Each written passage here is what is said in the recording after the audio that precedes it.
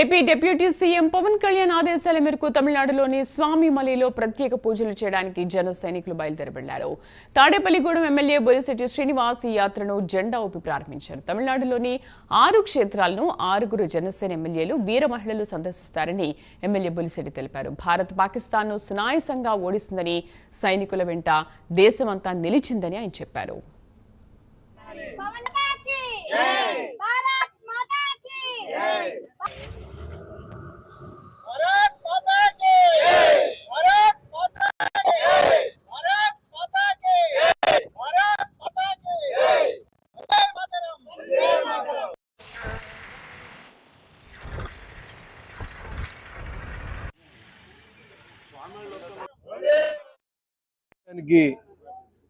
వచ్చిన యుద్ధంలో భారతదేశం మరి విజయం చెందాలని, మన సైనికులందరూ క్షేమంగా ఉండాలని, వారి కుటుంబాలు బాగుండాలని, మరి ఏదైతే పాకిస్తాన్ ఈరోజు చాలామంది ప్రాణాలు తీసిన విషయం మనకు తెలుసు.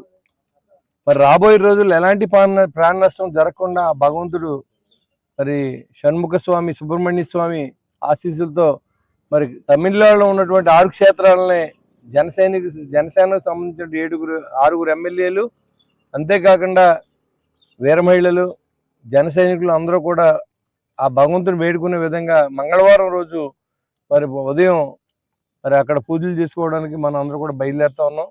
క్షేమంగా దేవుడి దయ వల్ల మనందరూ క్షేమంగా వెళ్ళి మళ్ళీ క్షేమంగా రావాలి. అంతేకాకుండా భారతదేశం యుద్ధం లేకుండానే విజయం సాధించిందని నేను అనుకుంటా ఉన్నా. రక్తపాతం లేని యుద్ధాన్ని ఈరోజు నరేంద్ర మోడీ గారి నాయకత్వంలో జరుగుతుంది. భారతదేశాన్ని పటిష్టమైన భారతదేశంగా ప్రపంచం అంతా మన వైపు చూసే విధంగా మరి చేసిన యుద్ధానికి 140 మంది భారతీయులు అందరూ కూడా ఒక మాట మీదకి వచ్చి కులాలకి మతాలకి సంబంధం లేకుండా మేము సైతం మీ వెనకాల అవసరమైతే యుద్ధంలో పాల్గొంటా కూడా మిమ్మల్ని పిలిస్తే మేము ఏం చేయడానికైనా సిద్ధంగా ఉన్నామని చెప్పి వయసుతో సంబంధం లేకుండా ప్రతి భారతీయుడు కూడా ఇవాళ మరి నరేంద్ర మోడీ గారి వెనకాల, భారతదేశం వెనకాల నిలబడినందుకు వారందరూ కూడా కృతజ్ఞత.